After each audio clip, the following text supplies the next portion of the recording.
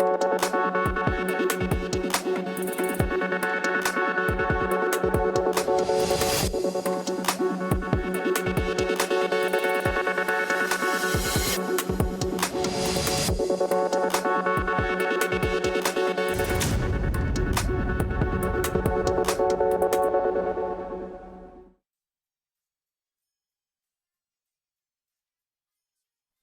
की शुरुआत से पहले एक नजर हेडलाइंस पर।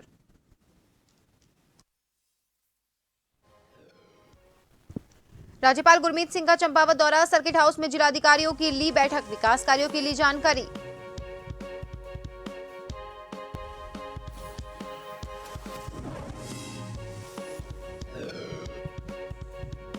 उत्तराखंड के सरकारी अस्पतालों में रेडियोलॉजिस्ट की कमी, अल्ट्रासाउंड के लिए करना पड़ रहा लंबा इंतजार। स्वास्थ्य महानिदेशक ने कहा पर्याप्त संख्या में है लेडी डॉक्टर।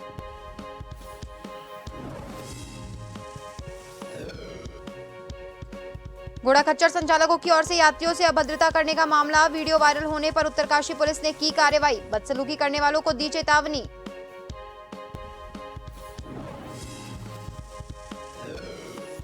केदारनाथ में भारी बर्फबारी में फंसा तीर्थयात्री, एसडीआरएफ की टीम ने 4 किलोमीटर पैदल चलकर किया रेस्क्यू, उपचार के लिए अस्पताल में कराया भर्ती।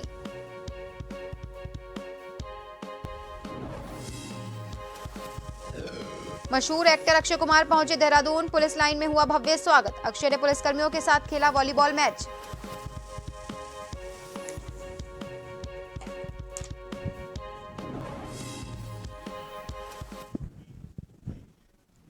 और अब खबरें विस्तार से। चंपावत के 2 दिवसीय दौरे पर आए राज्यपाल गुरमीत सिंह ने सर्किट हाउस अधिकारियों के साथ बैठक की, विकास कार्यों के बारे में कई प्रकार की जानकारियां ली। बता दें अधिकारियों को जिले में हो रहे विकास कार्यों में तेजी लाने के निर्देश दिए। डीएम चंपावत नरेंद्र सिंह भंडारी ने विकास कार्यों के बारे में विस्तार से जानकारी दी। वहीं राज्यपाल ने पूर्व सैनिकों के साथ बैठक कर उनकी समस्याओं को पूछा।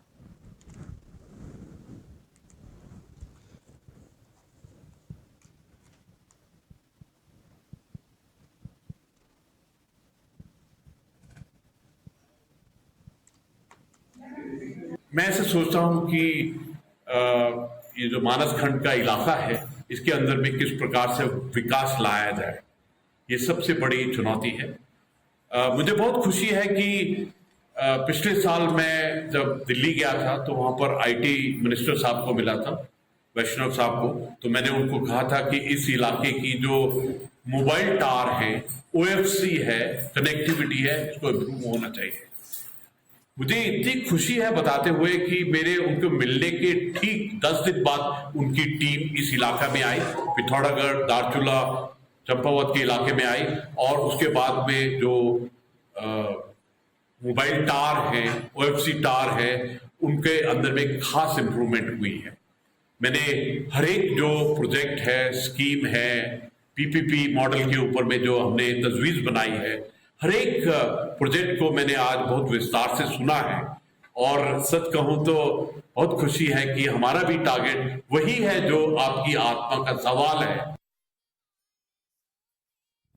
मुख्यमंत्री पुष्कर सिंह धामी ने एक बार फिर से अवैध मज़ारों को लेकर बड़ा बयान दिया और कहा कि देवभूमि उत्तराखंड में अवैध ढांचों का जड़ से सफाया किया जाएगा। दरअसल हरिद्वार स्थित श्री कृष्ण निवास आश्रम में विहिप की केंद्रीय मार्गदर्शक मंडल की बैठक में भाग लिया। सीएम धामी ने जय श्री राम के उद्घोष के साथ अपना भाषण शुरू किया और जय श्री राम के उद्घोष के साथ ही भाषण समाप्त किया। साथ ही कहा कि देवभूमि उत्तराखंड में धर्म के नाम पर बड़ी संख्या में अवैध ढांचे खड़े हो गए हैं। सरकार ने अभी तक सैकड़ों ढांचे हटा दिए, लेकिन अवैध ढांचों की संख्या में कमी आएगी जब तक इन ढांचों को जड़ से सफाया नहीं किया जा सकता।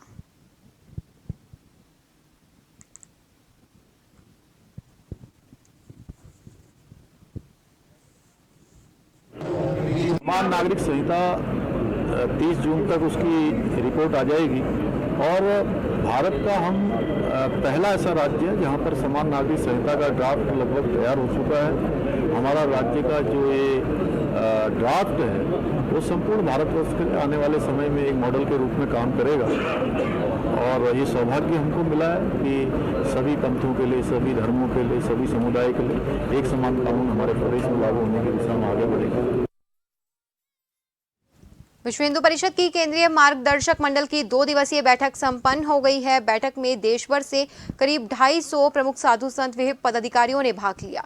हरिद्वार के कृष्णा निवास आश्रम में आयोजित हुई बैठक में साधु संतों ने लैंड जिहाद, धर्मांतरण, घर वापसी, लिव इन, समलैंगिक विवाह, हिंदू मंदिरों के अधिग्रहण और वक्फ बोर्ड को लेकर कई प्रस्ताव पास किए गए, जिसे केंद्र सरकार को सौंपा जाएगा।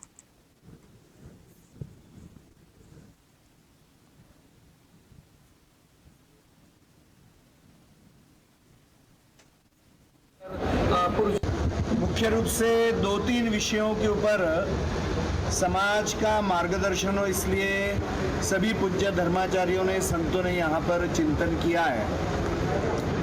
एक तो पूर्ण देश भर में अनेक राज्यों में मंदिरों के ऊपर जो सरकारी नियंत्रण है उससे मंदिरों की मुक्ति करना होना, यह आग्रह सभी पूज्य संतों ने रखा है। विश्व हिंदू परिषद के ये सारे संत मिलकर पुरजोर विरोध व्यक्त करते हैं। माननीय उच्चतम न्यायालय से हमने प्रार्थना की है, पत्रों के माध्यम से बार बार हम अलग अलग मंचों पर यह स्वर मुखर कर रहे हैं कि हमारी संस्कृति, संस्कार, विचार और हमारी सभ्यता को इस तरह से ध्वस्त करने के लिए एक षड्यंत्र है, विदेशी षड्यंत्र है। समाज में लिव इन रिलेशनशिप को लेकर किस प्रकार की एक दूषित मानसिकता बनी है, उन बच्चों का क्या भविष्य होगा, वो किस तरह से विधि पूर्वक रहेंगे, उनके माता पिता कौन होंगे, तो ये सारी चीज़ें हैं। उत्तराखंड के सरकारी अस्पतालों में रेडियोलॉजिस्ट की कमी बनी हुई है। ऐसे में गर्भवती माताओं को अल्ट्रासाउंड कराने के लिए लंबा इंतजार करना पड़ता है।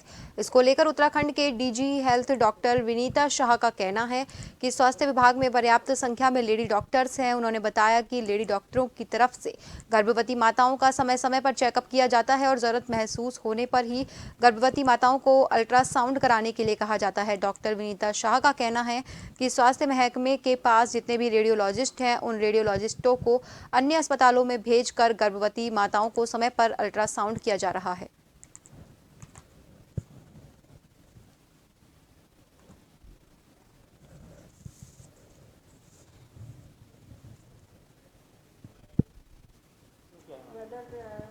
देखिए, रेडियोलॉजिस्ट का काम अल्ट्रासाउंड करना है। हमारे पास sufficient lady doctors basic checkup करने के लिए है, जिनके द्वारा गर्भवती महिलाओं को चेकअप किया जा रहा है और ज़रूरी समझने में ही अल्ट्रासाउंड के लिए भेजा जा रहा है। जितने भी रेडियोलॉजिस्ट हैं उनके द्वारा हमें रोटेशन के आधार पर अन्य संस्थानों में भी भेजकर गर्भवती वाले महिलाओं का समय पर अल्ट्रासाउंड किया जा रहा है। अगली खबर केदारनाथ से है, जहां एसडीआरएफ की टीम ने भारी बर्फबारी में फंसे तीर्थयात्री को सुरक्षित बाहर निकाला। जानकारी के मुताबिक केदारनाथ से भैरव मंदिर की तरफ 4 किलोमीटर आगे मेरू सुमेरु पर्वत के पास तीर्थयात्री फंस गया था। विकट परिस्थितियों, दुर्गम मार्ग और भारी बर्फबारी के बीच 4 किलोमीटर पैदल बर्फ पर चलकर रेस्क्यू टीम पहुंची। वैकल्पिक साधनों का प्रयोग करते हुए पूरी सुरक्षा के साथ फंसे व्यक्ति को सुरक्षित केदारनाथ लाया गया और उसको उपचार के लिए विवेकानंद अस्पताल में भर्ती कराया गया। बता दें, व्यक्ति का नाम सचिन गुप्ता है। उसकी उम्र करीब 38 साल है, जो वृंदावन उत्तर प्रदेश का रहने वाला है।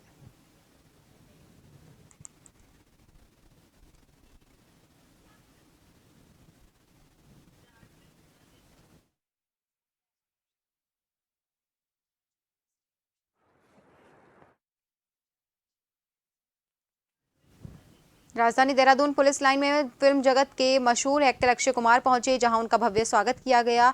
इस मौके पर पुलिस लाइन में शाम को उत्तराखंड पुलिस के नाम मैत्री वॉलीबॉल मैच का भी आयोजन किया गया, जिसमें फिल्म एक्टर अक्षय कुमार ने पुलिस के जवानों के साथ मैत्री वॉलीबॉल मैच खेला। कार्यक्रम में डीजीपी अशोक कुमार सहित तमाम पुलिस के अधिकारी और कर्मचारी मौजूद रहे।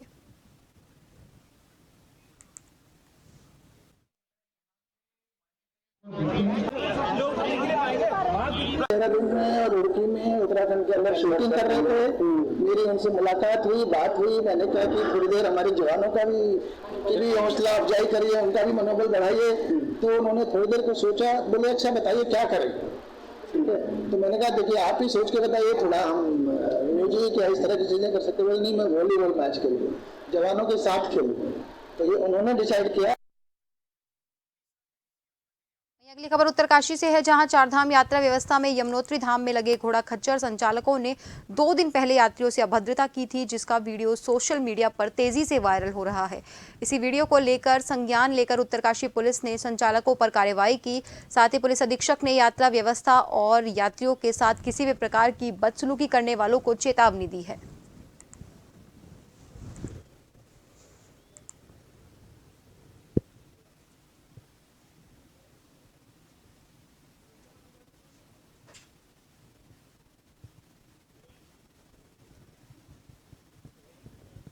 रामनगर में प्रसिद्ध गिरिजा देवी मंदिर में वन विभाग ने कार्रवाई की। इस क्षेत्र को अतिक्रमण की श्रेणी में माना जाता है और नोटिस चस्पा करने की कार्रवाई की गई। कार्रवाई के विरोध में मंदिर परिसर में स्थित 200 से ज्यादा प्रसाद विक्रेताओं ने दुकानों को बंद कर दिया। मंदिर के पुजारी दिनेश चंद्र शास्त्री ने बताया कि गिरिजा देवी का मंदिर काफी पुराना है, इसका वर्णन ग्रंथों में भी किया गया है। उन्होंने सरकार और विभाग की कार्रवाई के खिलाफ रोष व्यक्त किया है।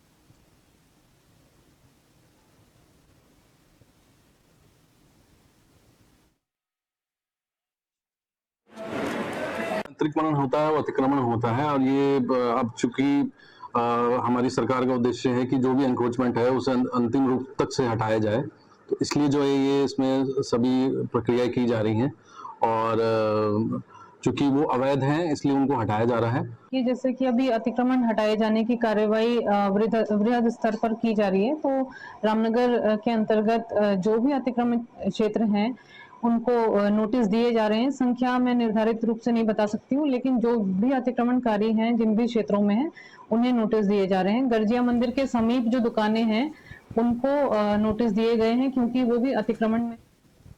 कालाडूंगी विधायक बंशीधर भगत ने चकलुवा के विद्रामपुर में पेयजल योजना का शिलान्यास किया। बता दें 4 करोड़ 16 लाख की इस योजना से 5 गांव की आबादी लाभान्वित होगी। विधायक बंशीधर भगत ने कहा कि हर घर नल हर घर जल योजना के तहत सरकार का हर घर में शुद्ध पेयजल पहुंचाना प्राथमिकता है। इसके साथ ही उन्होंने कहा योजना में काम शुरू हो गया, 6 महीने के भी पीने का पानी मिल जाएगा। बता दें इस योजना से विद्रामपुर, प्रतापपुर, लछमपुर, रामपुर और खड़गपुर के 22 गांवों में किलोमीटर पेयजल लाइन बिछाकर आप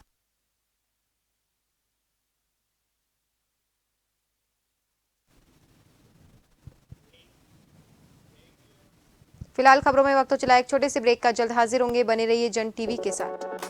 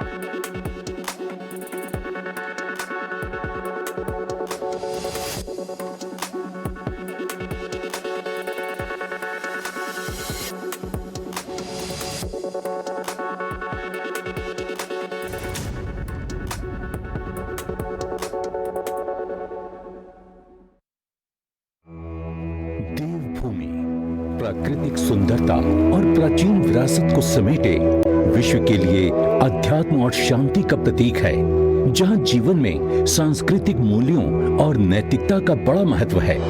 रामनगर में राज्य की पहली G20 बैठक के सफल आयोजन के बाद अब पवित्र नगरी ऋषिकेश में होगा G20 की एंटी करप्शन वर्किंग ग्रुप की बैठक का आयोजन, जहां G20 समूह के सभी देशों के प्रतिनिधि करेंगे शिरकत। उत्तराखंड सरकार ने प्रदेश में सुशासन सुनिश्चित करने के लिए अनेक कदम उठाए हैं। अपनी सरकार पोर्टल के माध्यम से सरकार से मिलने वाली 427 सेवाएं अब लोगों को घर बैठे आसानी से मोबाइल पर उपलब्ध हो रही हैं। भ्रष्टाचार को जड़ से उखाड़ फेंकने के लिए सख्त नकल विरोधी कानून से पारदर्शिता और जवाबदेही का माहौल बना है। गवर्नमेंट ई मार्केट प्लेस से सरकारी खरीद में पारदर्शिता आई है। सरकार की कोशिशों का नतीजा है कि राज्य में व्यापार के लिए अनुकूल वातावरण तैयार हुआ है। ईज ऑफ डूइंग बिजनेस में अग्रणी राज्य उत्तराखंड घरेलू एवं अंतर्राष्ट्रीय उद्यमियों की पसंद बनकर उभर रहा है। नागरिकों के हितों को ध्यान में रखते हुए शिकायत समाधान प्रणाली को भी मजबूत बनाया गया है। मुख्यमंत्री हेल्पलाइन 1905 नागरिकों को सीधे राज्य सरकार के साथ संपर्क स्थापित करने और समय पर समाधान प्राप्त करने की सुविधा प्रदान करती है। उत्तराखंड में भ्रष्टाचार से जुड़ी शिकायतों का त्वरित और प्रभावी तरीके से निवारण हो रहा है। भ्रष्टाचार मुक्त उत्तराखंड ऐप 1064 से नागरिक भ्रष्टाचार संबंधित शिकायतें सीधे अधिकारियों के पास दर्ज करा सकते हैं। उत्तराखंड सरकार और राज्यवासी G20 सम्मेलन में भाग लेने आए सभी डेलीगेट्स का स्वागत और अभिनंदन करते हैं।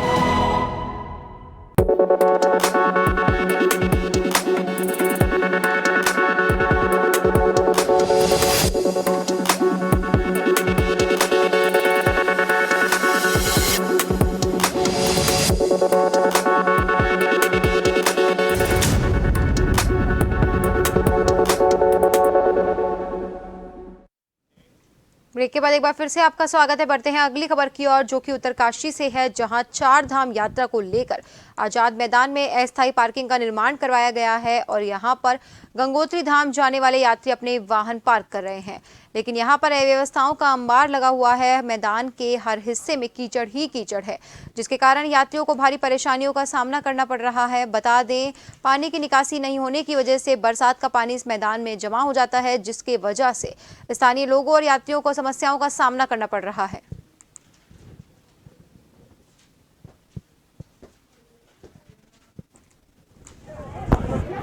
मैंने देखा कि यहाँ पर आकर के देखा, यहाँ बहुत गंदगी है, पूरा कीचड़ हो रहा है, लोगों के कपड़े खराब हो गए, पैर, हम लोगों का जो है उतरने में दिक्कत हो रहा है ना। यहाँ सफाई होना चाहिए। आप लोग पार्किंग का पैसा पूरा ले रहे हैं, 200 रुपये पर गाड़ी से लेते हैं, तो उस हिसाब से यहाँ सफाई होना चाहिए। और इस तरीके की गंदगी में लोग कैसे आते हैं? आए तो है यात्रा लेकर, बट जो सुविधा हमें चाहिए थी वो यहाँ पे नहीं मिल रही। देखो ये लोग हमारे से पार्किंग भी ले रहे हैं, बट यात्रियों को कहाँ उतार रही है? देखो कीचड़ ही कीचड़ है, ना तो यहाँ पे बाथरूम की सुविधा है, ना यहाँ पे उतरने की सुविधा। हम लोग पार्किंग दे रहे हैं किस बात के लिए? सोचा था कि इस बार 4 धाम यात्रा में पिछली बारी से ज़्यादा मतलब डेवलपमेंट की होगी, बट ये तो पिछली बारी से बद्दा हो रखा है। यात्रियों के क्या, स्थानीय लोगों को भी बहुत परेशानी है। बारिश होती है तो कीचड़ और धूप होती तो धूल, लोग जो है बहुत परेशान है इस चीज़ से। तो सीधे सीधे मतलब शासन को इस ओर ध्यान देना चाहिए कि मतलब कि दुरुस्त स्थिति इसकी करे इस फील्ड की।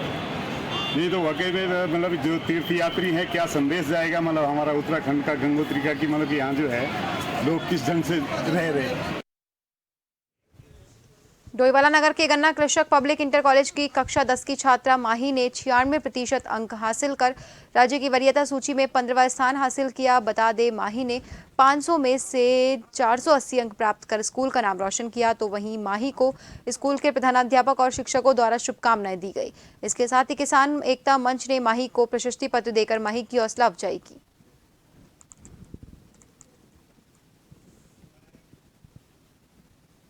ये हमारा क्षेत्र के सौभाग्य है कि डोईवाला में पब्लिक इंटर कॉलेज से एक बिटिया हमारी माही 15वें स्थान पर, उत्तराखंड पर हमारे पब्लिक इंटर कॉलेज ने 15वें स्थान पर अपना स्थान, उसने स्कूल का भी नाम रोशन किया, हमारे क्षेत्र का नाम भी रोशन किया, और एक बिटिया ने देश का नाम भी रोशन किया और उत्तराखंड राज्य का नाम भी रोशन किया। तो हम उसको बहुत बधाई देते हैं। इसलिए हमने उस बिटिया को सम्मान किया कि बहुत से IAS बने, PCS बने और हमारे उत्तराखंड राज्य का विकास करें।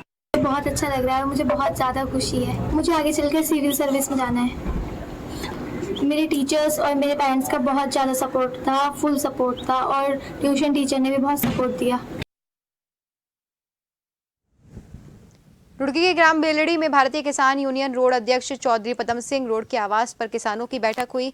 भारतीय किसान यूनियन रोड अध्यक्ष चौधरी पदम सिंह रोड ने जानकारी देते हुए बताया कि 1 जून से रुड़की तहसील परिसर में जॉइंट मजिस्ट्रेट कार्यालय के बाहर किसानों द्वारा विभिन्न समस्याओं को लेकर अनिश्चितकालीन धरना शुरू किया जाएगा और बताया अन्नदाता भूखों मरने की कगार पर हैं। किसानों की विभिन्न समस्याओं को लेकर प्रतिनिधिमंडल के साथ जॉइंट मजिस्ट्रेट के साथ वार्ता की गई थी, जिसके बाद अधिकारियों के साथ बैठक भी की गई थी, लेकिन बैठक के दौरान कोई निष्कर्ष नहीं निकला।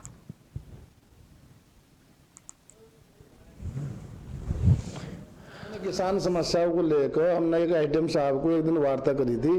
उन्होंने हमारे साथ में अधिकारियों के साथ मीटिंग भी कराई, पर हमारा कोई निष्कर्ष नहीं निकला। जो हमारी मांग थी जस की तसा, उसको लेकर हम 1 जून को हम धरना प्रदर्शन करेंगे और तहसील का घेराव करेंगे। क्यों ये इन अधिकारी ऐसे हो गए गुंगे बारे, हाँ करते हैं पर काम नहीं करते हैं। ना तो कोई चकबंदी में हमारा सुधार हुआ, ना कोई जो तहसील स्तर के काम थे मौजूद तो बड़े हैं।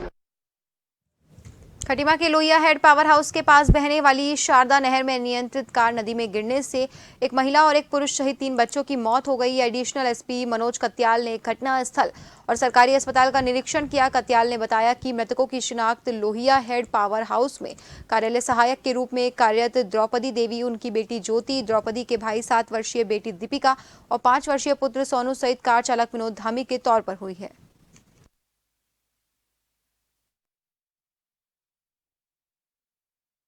ये एक दुखद घटना जनकैया थाना क्षेत्र में कल प्रकाश में आई है, जिसमें लगभग 11:30 बजे हम लोगों को सूचना मिली कि एक वाहन जो है वो लोहिया हेड के पास जो है नहर में गिर गया है। तो उसमें जैसे ही पुलिस वहां पहुंची और स्थानीय लोगों की मदद से हमने रेस्क्यू ऑपरेशन वहां चलाया और लोगों को गाड़ी से बाहर निकाला गया और उसमें 3 बच्चे और 2 बालिग, एक महिला और एक पुरुष हम लोगों को गाड़ी में मिले।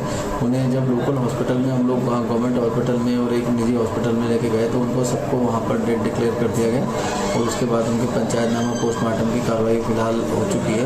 तो जो घटना के कारण है वो जानने के लिए घटनास्थल का निरीक्षण किया गया। इसमें मैंने खुद भी घटनास्थल का निरीक्षण किया है। हमने आरटीओ साहब से भी रिक्वेस्ट की है कि टेक्निकल टीम उनकी आ रही है और उसका फर्दर इन्वेस्टिगेशन करने के लिए कि उसमें मैनुअल जो था मतलब मानवीय भूल उसमें थी या फिर उसमें कोई टेक्निकल गाड़ी में फॉल्ट आ गया, कोई स्टीयरिंग फेल, ब्रेक फेल इत्यादि ऐसा कुछ उसमें घटनाक्रम रहा या फिर बाकी और कारणों की जाँच करने के लिए हम लोगों ने सीसीटीवी फुटेज भी देखे। हालांकि रात का समय था बहुत।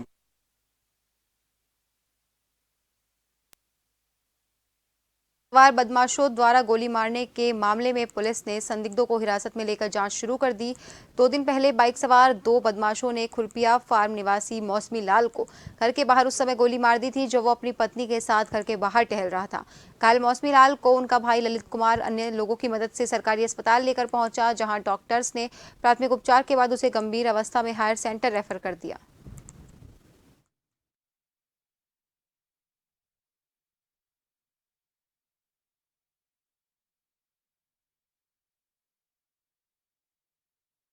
गोली लगने के बाद हमारे पास आ गए चिल्लाते हुए, तब हमें पता चला कि इनके गोली लगी। वो खुद बता रहे थे कि मेरी गोली लगी है, मुझे ले चलो किच्छा, गोली लगी है, बचा लो मुझे।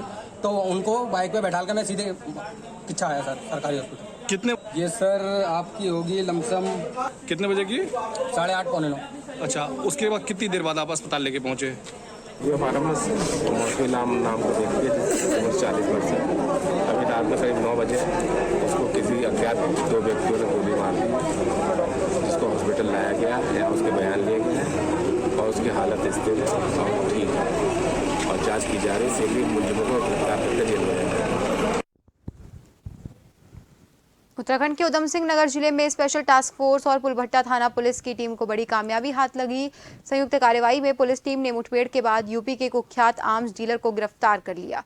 उधम सिंह नगर जनपद के पुलभट्टा थाना क्षेत्र से मुठभेड़ के बाद पकड़े गए आर्म्स डीलर से भारी मात्रा में अवैध तमंचे और पिस्टल बरामद हुए। मामले का खुलासा एसटीएफ के एसएसपी आयुष अग्रवाल ने करते हुए बताया कि एसटीएफ को सूचना मिली थी कि उधम सिंह नगर जनपद में उत्तर प्रदेश से असला तस्कर इश्तियाक अहमद शास्त्रों की खेप पहुंचाने आ रहा है।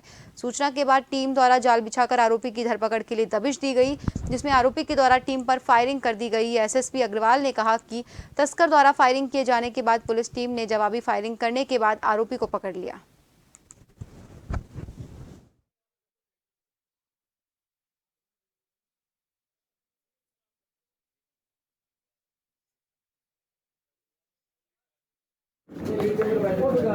इसमें फुलबट्टा थाना क्षेत्र में एक जो तस्कर था इसको इंटरसेप्ट किया गया। इसके द्वारा पुलिस टीम पर फायरिंग की गई और पुलिस टीम के द्वारा भी जवाबी फायरिंग करके इसको दबोचा गया। इस जो आर्म्स डीलर है इसका नाम है इस्तेयाक उर्फ सोनू, ये बहेड़ी बरेली का रहने वाला है और इसके पास से 6 कंट्री मेड पिस्टल्स और रिवॉल्वर बरामद हुई हैं और कुछ कारतूस भी बरामद किए गए हैं। और इससे जो पूछताछ की गई है अभी तक जानकारी में आया है कि लगभग 400 से ज़्यादा वेपन ये अलग अलग लोगों को सप्लाई कर चुका है। एक बड़ा इंटर स्टेट गैंग है जो कि इसको ऑपरेट करता है और इसके द्वारा यूपी, उत्तराखंड, दिल्ली, राजस्थान आदि क्षेत्रों में हथियारों की सप्लाई की जाती है। इसका पूर्व में क्रिमिनल हिस्ट्री भी रही है। अभी तक 4 मुकदमे जानकारी में आए हैं जो इसके विरुद्ध आर्म्स एक्ट में अलग अलग थानों में दर्ज किए गए हैं और इसमें इन्वेस्टिगेशन अभी की जाएगी और कि कहाँ से इसकी सप्लाई चेन था, कहाँ से लेकर आता था, किस किस को सप्लाई करता था, उन सभी लोगों के विरुद्ध आगे कार्रवाई की जाएगी। पिंडर घाटी की लाइफलाइन कही जाने वाली थराली मोटर पुल के मध्य भाग में वेयरिंग कोड धंस जाने से मोटर पुल को छोटे बड़े वाहनों के लिए प्रतिबंधित कर दिया। यातायात पूरी तरह से ठप है और आवाम परेशान है।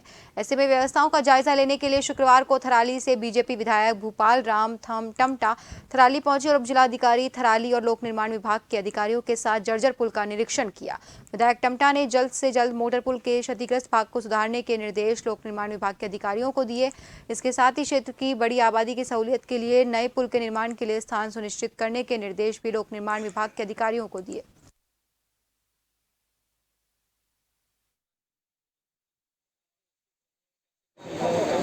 निश्चित रूप से थराली का जो मोटर पुल है बहुत महत्वपूर्ण है। यहाँ से देवाल से लेकर बहुत बड़े क्षेत्र को ये आच्छादित करता था और आवागमन का ये मुख्य मार्ग है हमारा। और निश्चित रूप से इस पुल के बाधित होने से बहुत बड़ी समस्या इस क्षेत्र के लिए हो गई है। और जैसे कि स्थलीय निरीक्षण के पूर्व भी मैंने अधिकारियों से बात की थी, तो जो इसमें मुख्य रूप से जो एक पैनल है इसका, उस पैनल भी क्षतिग्रस्त हुआ है और मेरी अधीक्षणीय अभियंता से बात हुई है, संबंधित अधिशासी अभियंता से बात हुई है और तत्काल इसको 2-3 दिन में इसको हल्के वाहनों के लिए चलाने लायक बन जाएगा। और निश्चित रूप से इसका 1-2 दिन में आंगन बना करके निर्देश दे दिए गए हैं। जैसे इसका आंगन जाता है इस पर तत्काल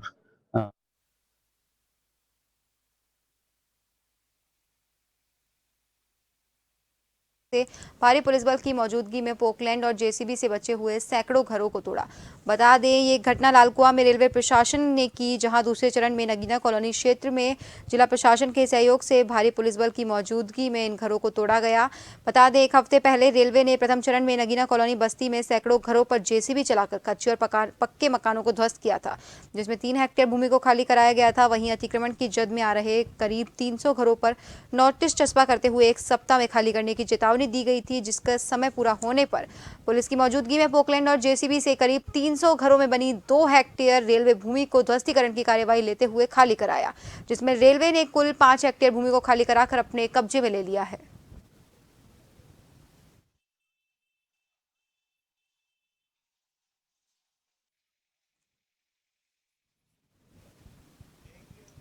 और फिलहाल इस बुलेटिन में इतना ही। बने रहिए जन टीवी के साथ। नमस्कार।